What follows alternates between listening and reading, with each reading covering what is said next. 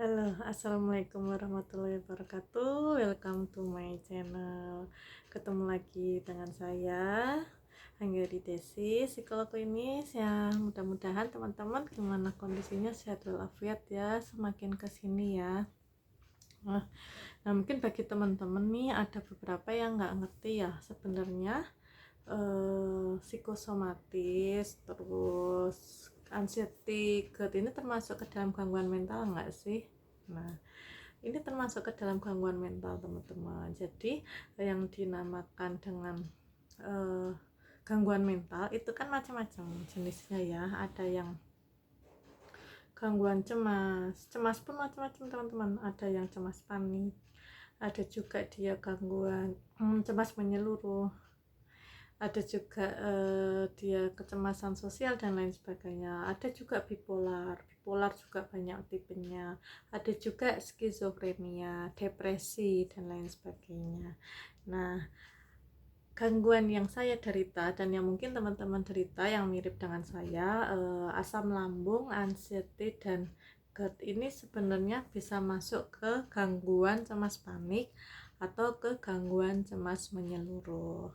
Jadi ciri-ciri gangguan mental dalam arti gangguan kecemasan itu memang keluhannya seperti itu teman-teman.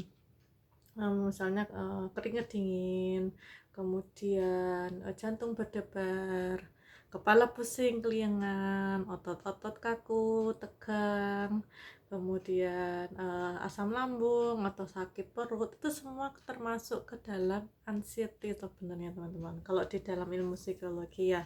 Jadi memang anxiety atau gangguan cemas itu pasti ada keluhan fisiknya dan kita bisa melihat keluhan fisiknya dari situ. Nah, jadi bisa ke dalam gangguan cemas ataupun psikosomatis kayak gitu. Nah, kalau psikosomatis ini apabila kita merasakan keluhan fisik kita, misalnya ada keluhan fisik tetapi pemeriksaan secara dokter itu sebenarnya nihil alias tidak ada masalah secara medis. Nah, yang itu juga diakibatkan karena kondisi psikologis juga sama. Ya, biasanya karena pikiran kita kayak gitu.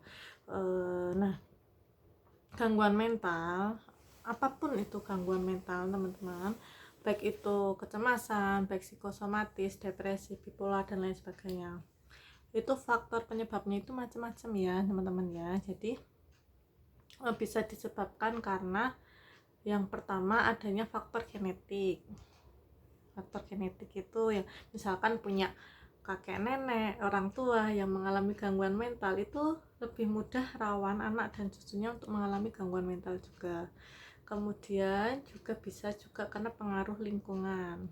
Pengaruh lingkungan bisa dari keluarga, bisa karena teman, misalkan teman sekolah, teman apa istilahnya ya, teman kerja, teman kuliah dan lain sebagainya.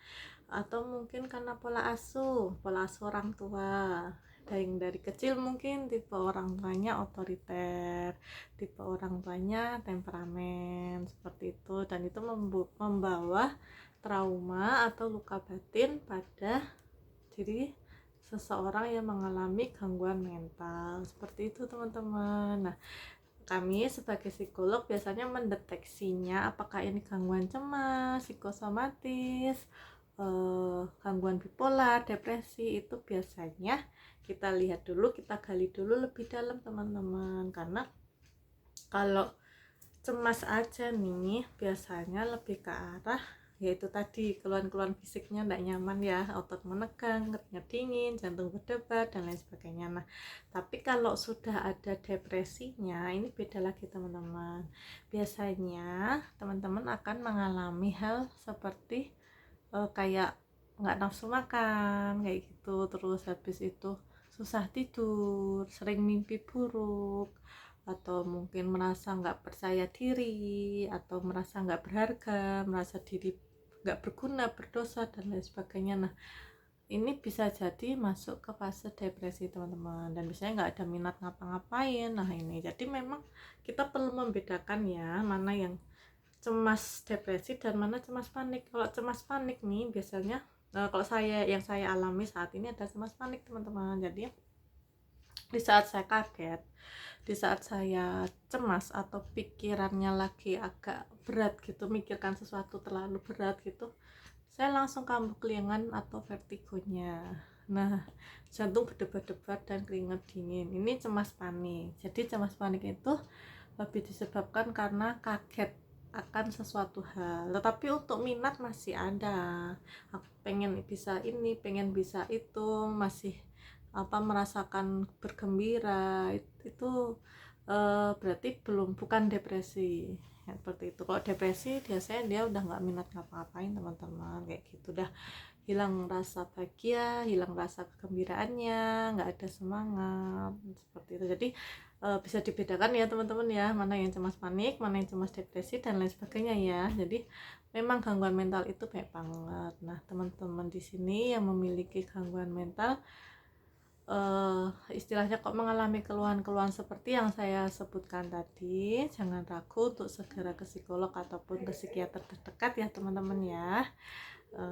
Jangan merasa bahwa tuh saya nggak gila kok, nggak harus gila teman-teman. Bahkan cuman di saat kita ada masalah apapun itu, masalah keluarga atau masalah apa, kita butuh solusi, kita cuman butuh curhat aja, bisa kok ke psikolog kayak gitu. Kita melakukan konsultasi, konseling, atau kalau teman-teman membutuhkan obat bisa ke psikiater. Jadi kita perlu memahami kondisi diri kita, jangan nunggu terlambat teman-teman. Nanti bahayanya bisa sampai fase ke bunuh diri dan misalkan self harm, bunuh diri, berarti itu udah masuk ke gangguan cukup berat ya, apalagi halusinasi.